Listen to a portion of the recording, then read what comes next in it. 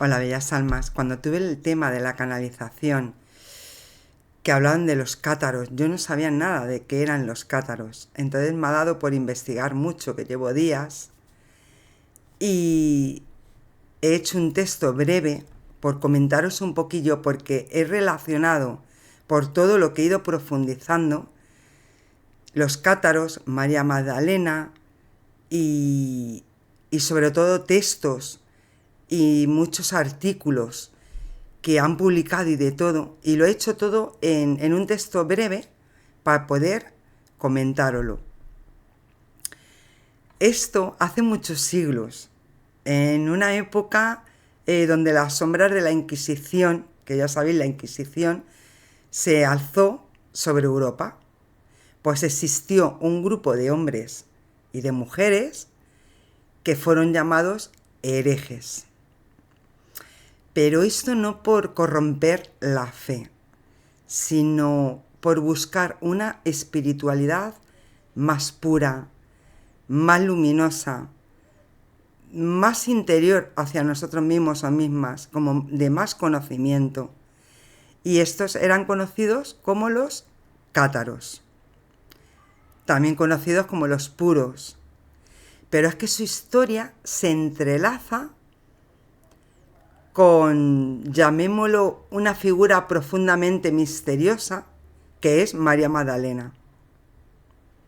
Porque ella, la Iglesia la convirtió en pecadora como arrepentida.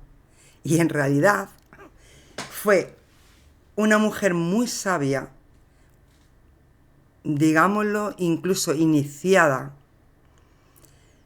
que tuvo portadora de muchas enseñanzas que, según la tradición gnóstica, provenían directamente de Jesús.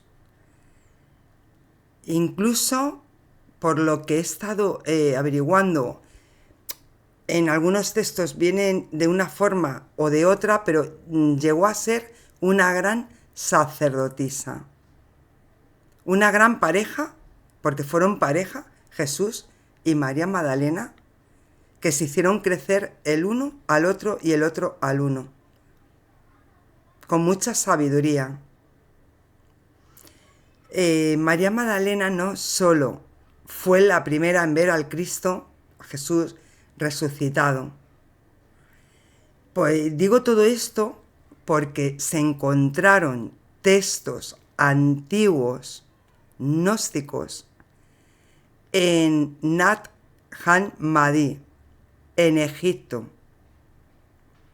Y ahí viene en esos textos muchos mensajes muy profundos, sobre todo mensajes con Jesús, con su pareja. Con Jesús en el tema de no era carnal, como algunos pueden sugerir, sino más bien sagrado.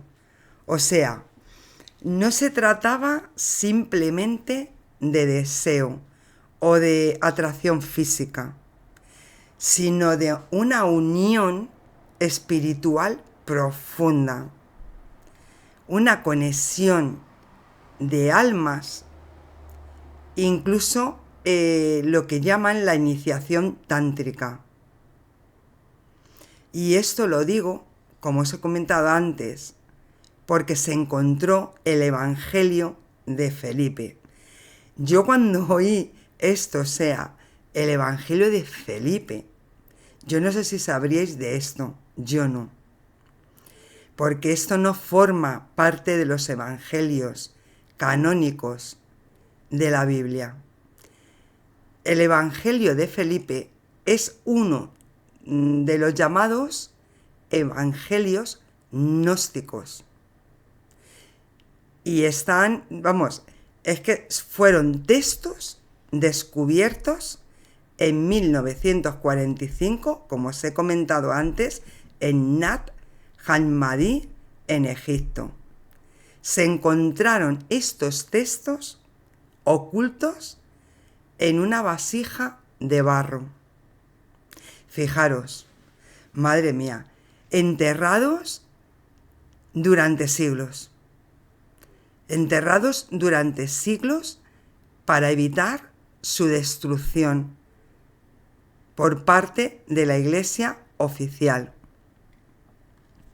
Estos textos fueron escritos en copto, que también tuve que mirar qué es copto, porque no lo sabía.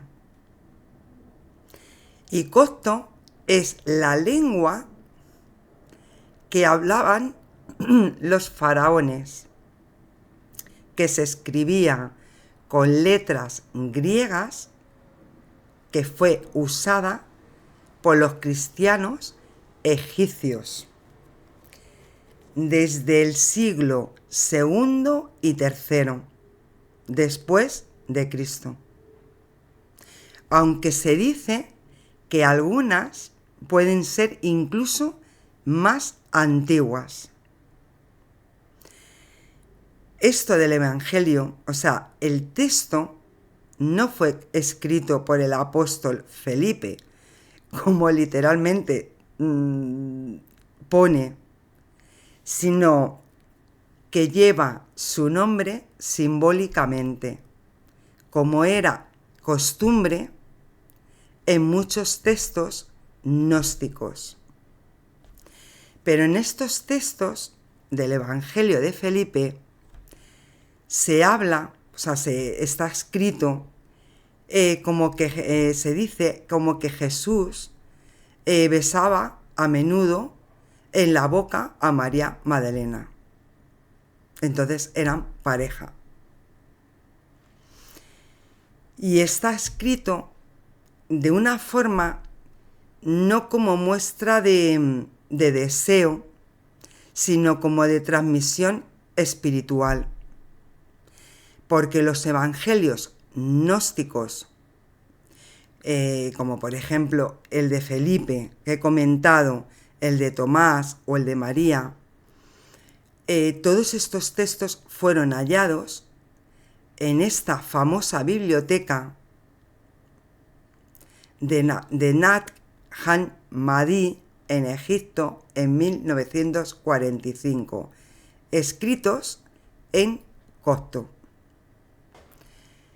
Eso significa que los textos que revelan el papel verdadero, porque ahí viene de María Magdalena.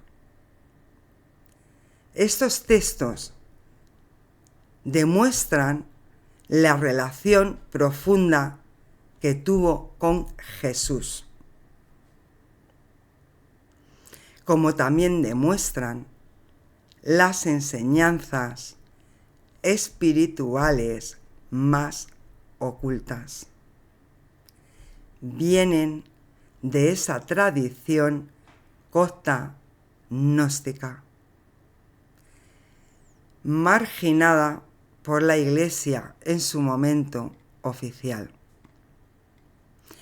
Entonces, María Magdalena, rechazada por los apóstoles, que no aceptaban que una mujer tuviera autoridad, lo que pasó que María huyó.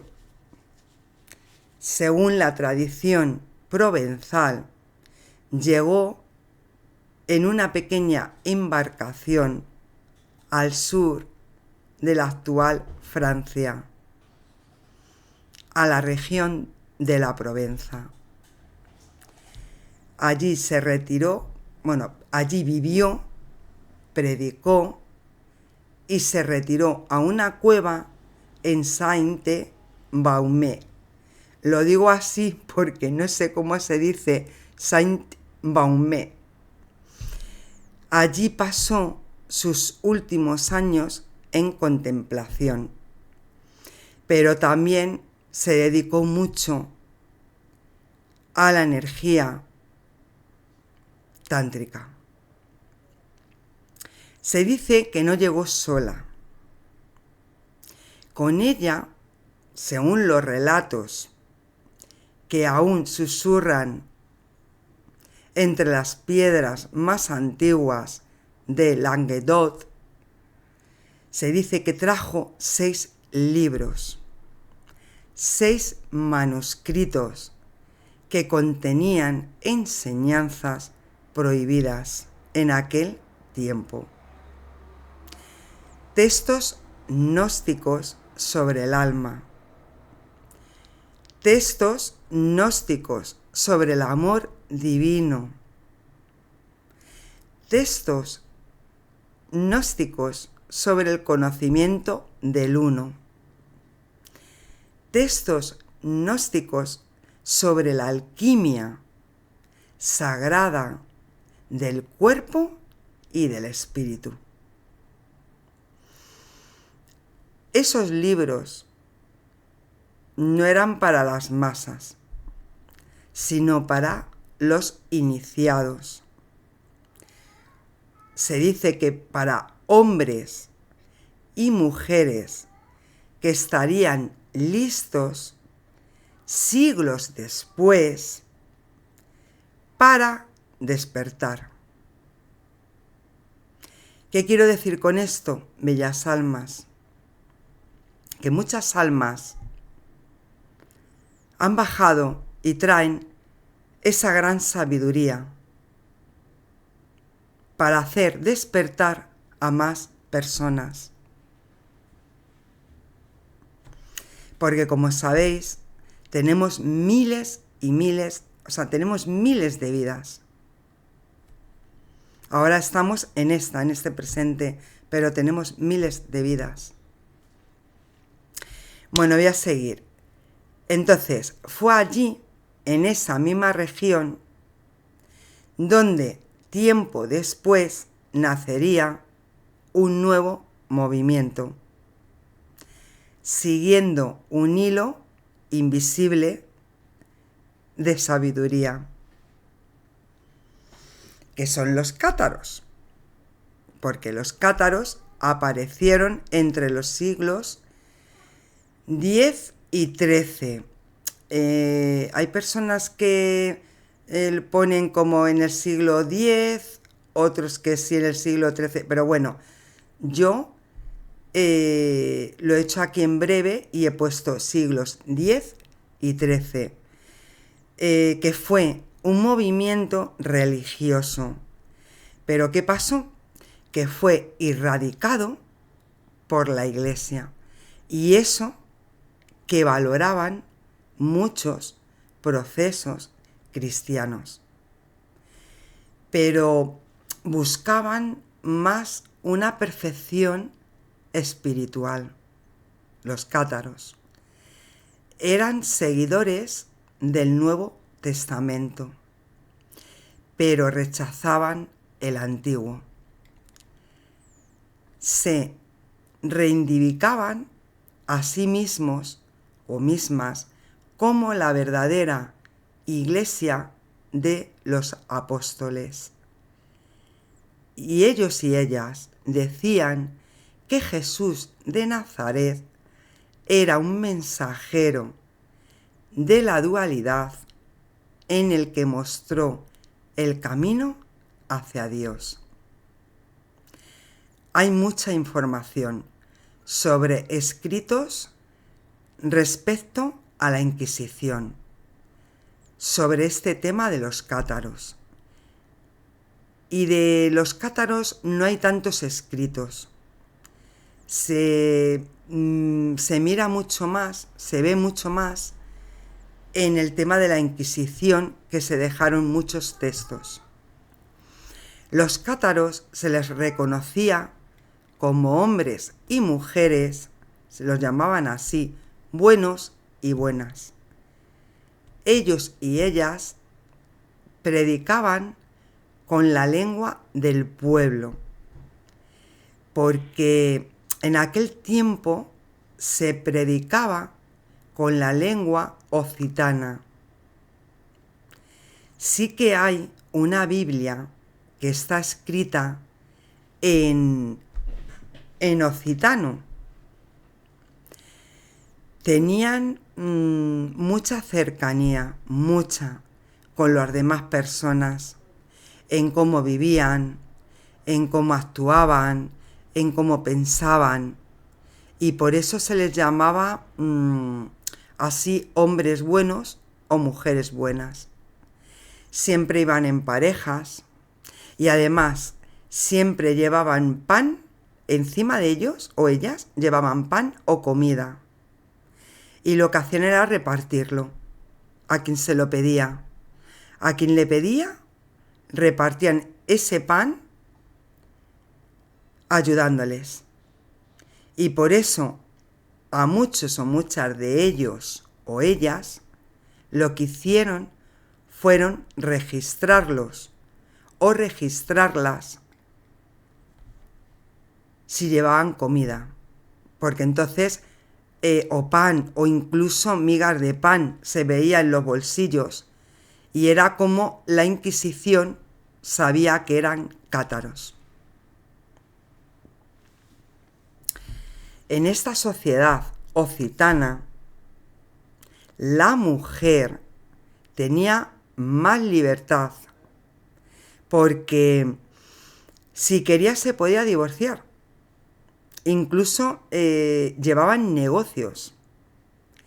Manejaban muchas cosas las mujeres, pues tenían más relevancia que otras mujeres que no fueran cátaras. Incluso hay datos históricos de mujeres auténticas empresarias en esa época. Y ahí sí que hay escritos y textos. Un ejemplo que os voy a poner es una mujer que fue Esclarmonde de Foix. Esta mujer era noble, culta, fuerte. Fue hermana del conde Raimundo Roger de Foix. Esclarmonde no fue una dama cualquiera. En una época donde las mujeres eran relegadas al silencio, ella se convirtió en protectora, en guía y mecenas de los cátaros, los buenos hombres y buenas mujeres que huían de las llamas de la iglesia.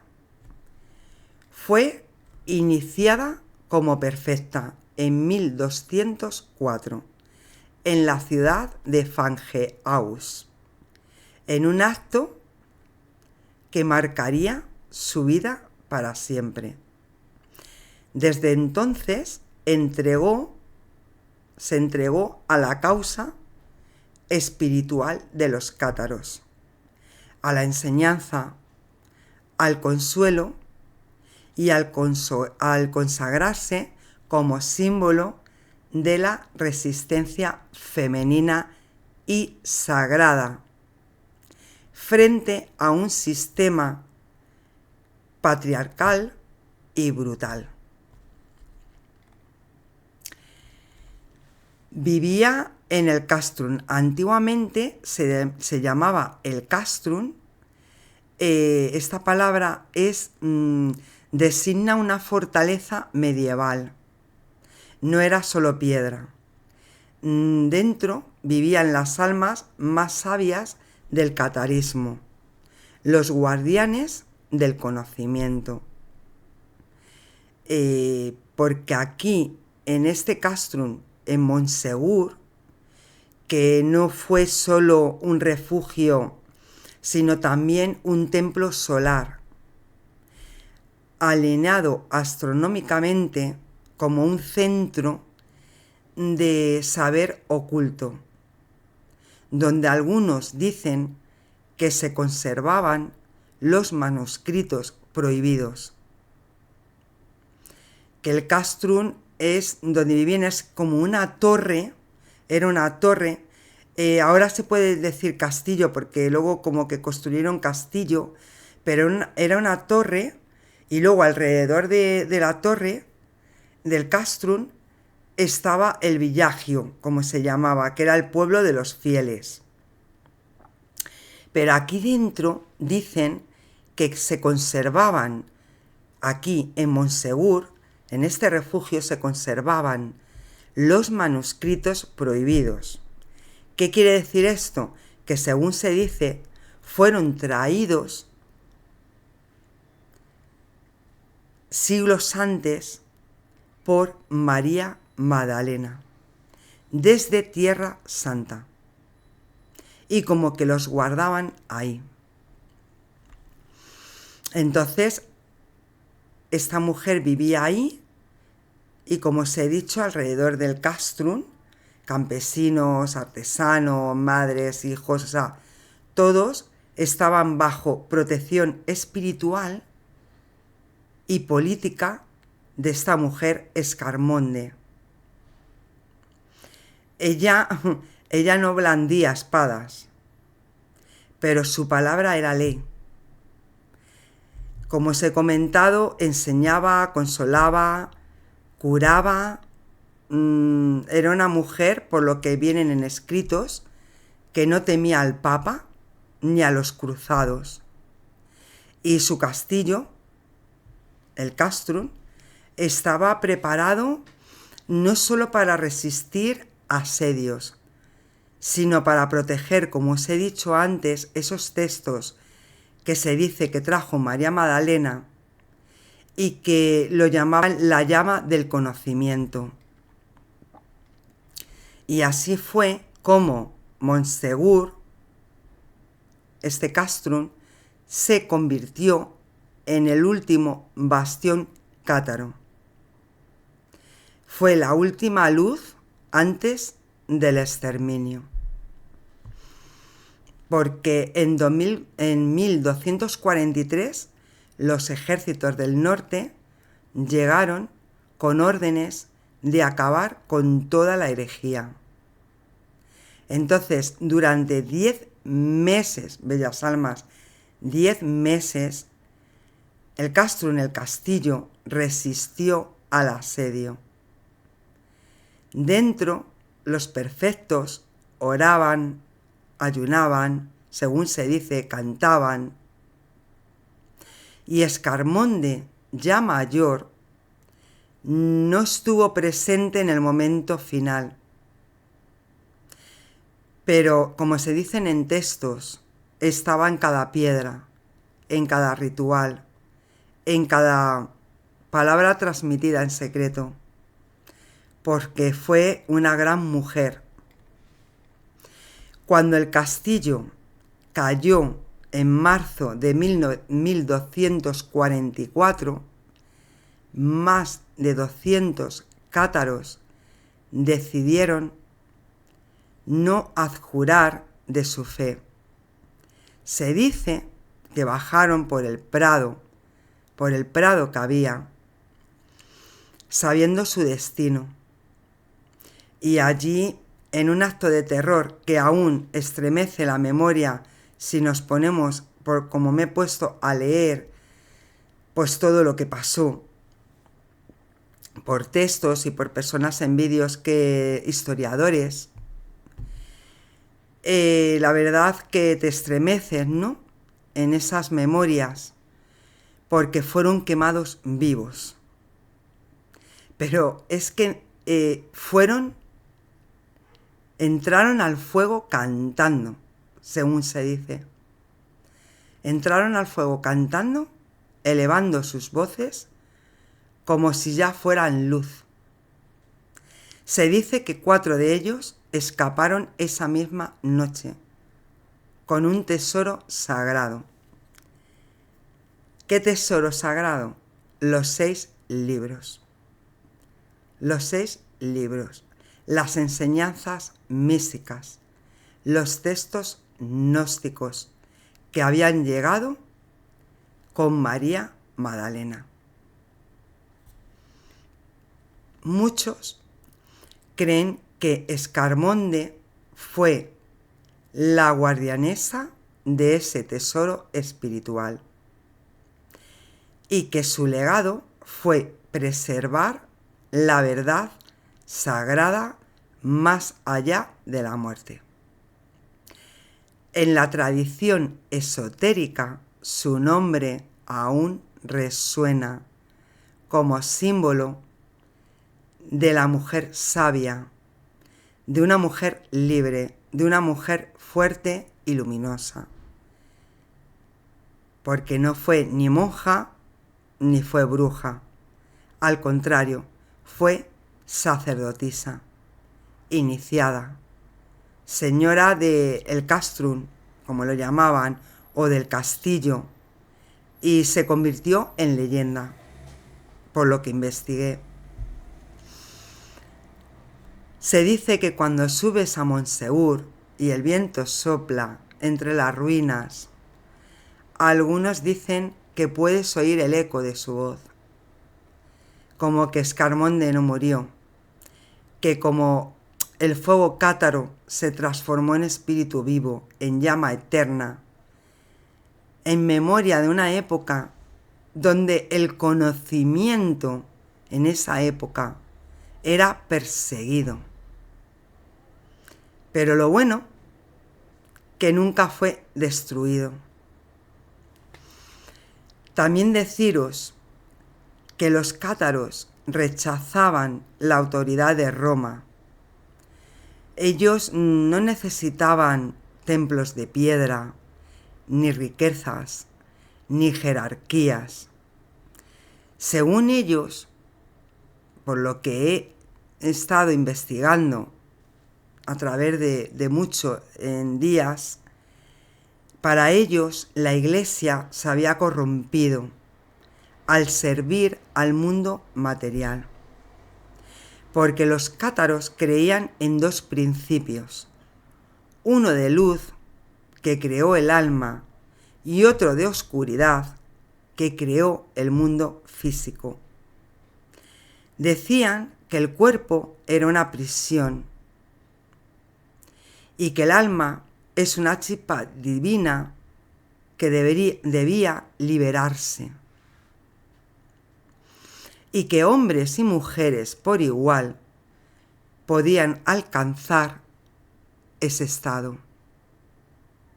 Los cátaros, ellos o ellas, no se bautizaban con agua, sino con un ritual llamado consolamentum, un bautismo espiritual que se impartía solo una vez en la vida.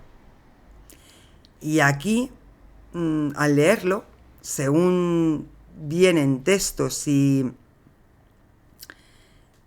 en todo este conocimiento, esto se impartía una vez en la vida, como os he comentado, pero generalmente se impartía en la hora de la muerte. Según ellos o ellas, era un pase hacia la luz, un regreso al origen. Entonces, lo que pasó es que la Iglesia Católica no pudo permitirlo. Su poder asentado en la culpa, el miedo, el control, era desafiado. Y así comenzó una de las más crueles persecuciones de la historia, la Cruzada Albigense. En el año 1209, el Papa Inocencio IV lanzó un llamado a los caballeros del norte para acabar con esta herejía.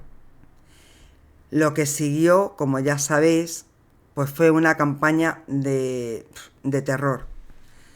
Aldeas arrasadas, hombres y mujeres quemados vivos. Libros, muchos de ellos, muchos, miles de libros destruidos. En Béziers, cuando preguntaron cómo distinguir entre cátaros y católicos, el enviado papal respondió, esto viene en texto, matadlos a todos, Dios reconocerá a los suyos. Todo esto no era, por lo que se dice, no era solo un conflicto religioso. El sur de Francia, con su cultura refinada, su respeto por la mujer, su autonomía, era un desafío político también. La cruzada no solo mató personas, sino que también arrasó un modo de vida. Los cátaros fueron cazados, capturados para ser sometidos en aquel tiempo a los inquisidores. Los juicios eran tribunales sin justicia, donde las confesiones eran arrancadas con torturas despiadadas. Las llamas de la hoguera fueron el destino, su final, no solo para los líderes, sino también para cualquiera que se negara a renunciar a su fe. La brutalidad era extrema, hombres y mujeres encadenados y encadenadas, atados y atadas a estacas en medio de la plaza pública, ardiendo lentamente mientras sus gritos se mezclaban con oraciones y cánticos. Por eso se dice que muchos cátaros en sus últimos momentos, como os he comentado antes, cantaban salmos y cánticos espirituales. Se mostraban al parecer con una serenidad y una fe que se dice que conmovían a los mismos verdugos. El último bastión cátaro fue en Monsegur, el que os he comentado antes, un castillo o un castrum en la cima de una montaña en los Pirineos. Allí resistieron, como os he comentado antes, durante casi un año, rodeados y situados por los cruzados. Y bueno, en marzo de 1244 la fortaleza cayó y más de 200 perfectos descendieron por la ladera para entregarse. Se negaron a renunciar a su fe y fueron atados a estacas y quemados vivos en el lugar. Os comento esto porque antes no lo he comentado y el lugar se llama, si indagáis, se llama Prado de los Quemados. Donde fueron quemados, hoy en día se llama Prado de los Quemados. Testigos afirmaron, como os he dicho antes, que fueron cantando con una voz firme.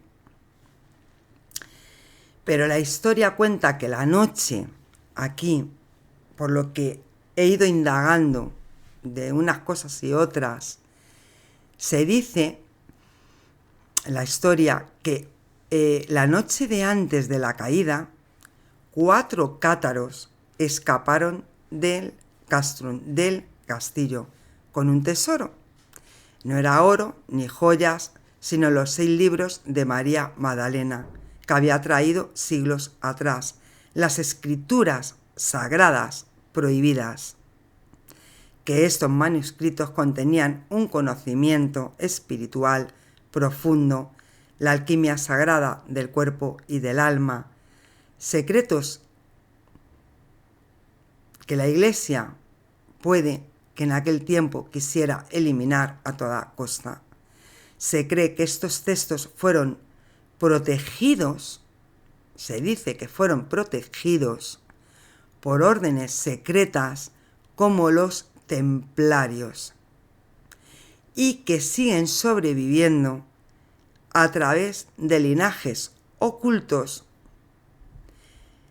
y a través de buscadores de la verdad a lo largo de los siglos. He comentado lo de María Magdalena porque la trataron de prostituta para desprestigiar su verdadera misión, cuando su energía sexual tántrica, que consideraba el placer y la unión como un camino espiritual, a ella todo esto fue en aquellos tiempos como que fue demonizada para silenciarla. Pero hoy en día la verdad se abre paso Hoy teólogos, teólogas, místicos, místicas, historiadores, historiadoras están reescribiendo su historia, mostrando que fue una gran maestra de la espiritualidad femenina y un símbolo de sabiduría oculta.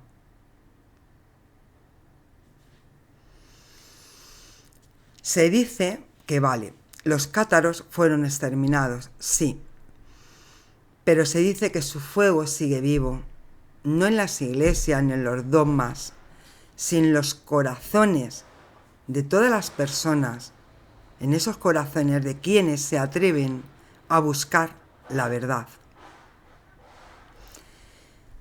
También decir que mientras los cátaros eran perseguidos, torturados, quemados, por predicar todo lo que predicaban, la pureza del alma, el rechazo del mundo material, en el corazón de Italia, un joven llamado Francisco, hijo de un rico comerciante de telas, renunciaba a todo por abrazar la pobreza absoluta. Le daba por caminar descalzo, hablaba con los animales, abrazaba a los leprosos, rechazaba la riqueza de la iglesia, sus templos, sus oros, sus indulgencias. Su mensaje era simple: volver al evangelio puro, al amor, a la naturaleza, a la humildad. Su vida y sus palabras eran casi idénticas a la de los cátaros. Y claro, eso no pasó desapercibido. En el sur de Francia muchos creyeron que Francisco, que cuando digo Francisco es Francisco de Asís,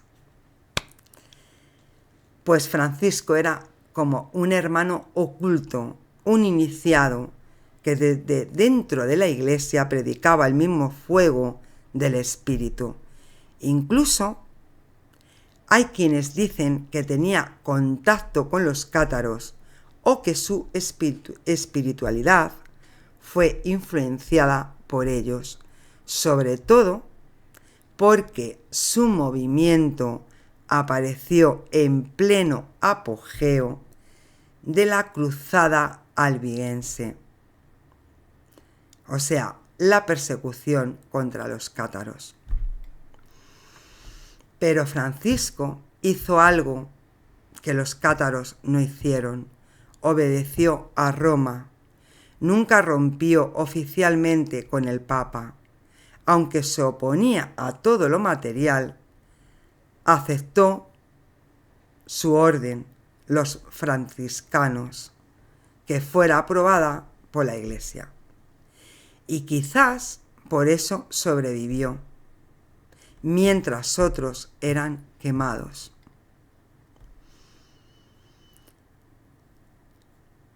De todos modos, muchos dentro del clero despreciaban a Francisco de Asís.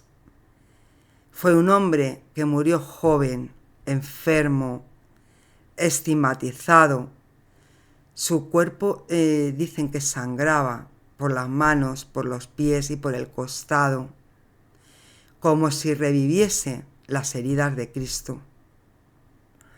Para muchos fue como un milagro, para otros fue como una señal que había alcanzado un nivel espiritual tan alto que el cuerpo ya no era suyo, sino como un instrumento del espíritu,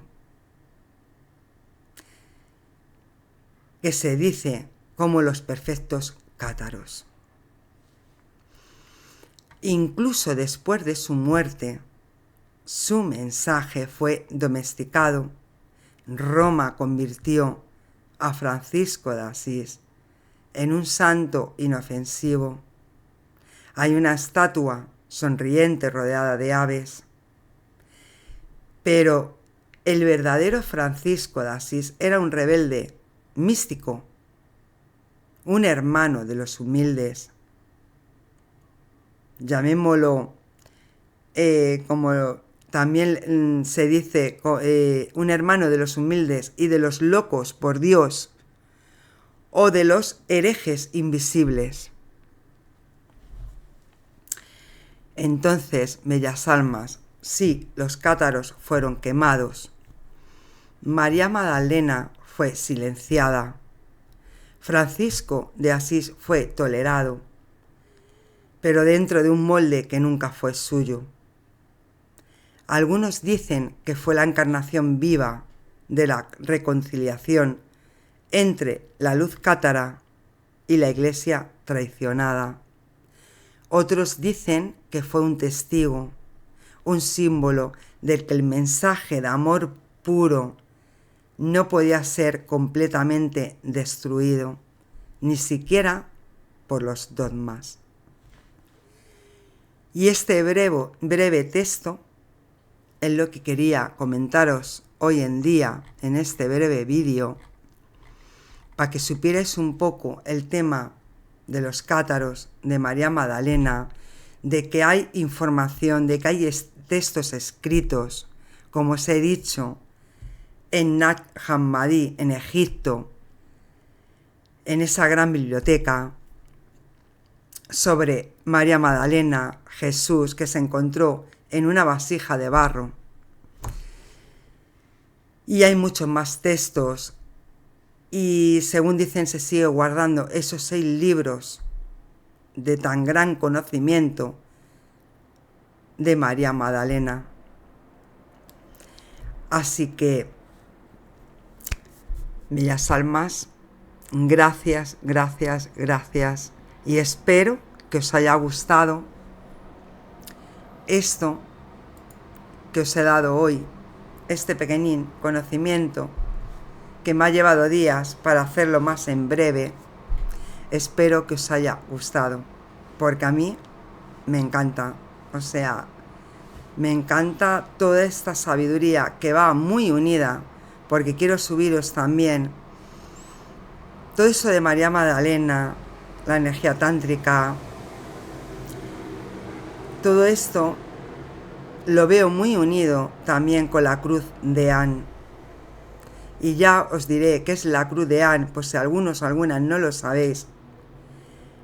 ¿Y por qué creo que va también unido? Porque también he ido investigando durante también días sobre la energía femenina y masculina. Y cuando hablo de esto, estoy hablando tanto de hombres como de mujeres. Porque todos y todas tenemos esa energía femenina y esa energía masculina. Pero va todo muy unido, incluso con las 13 capas del ADN, que ya también os subiré información. O, bueno, en vez de en este vídeo, mejor os subo la información en otro vídeo para irlos haciendo más breves. Y no me entretengo y espero que os haya gustado, bellas almas. Gracias, gracias, gracias. Hasta el próximo vídeo.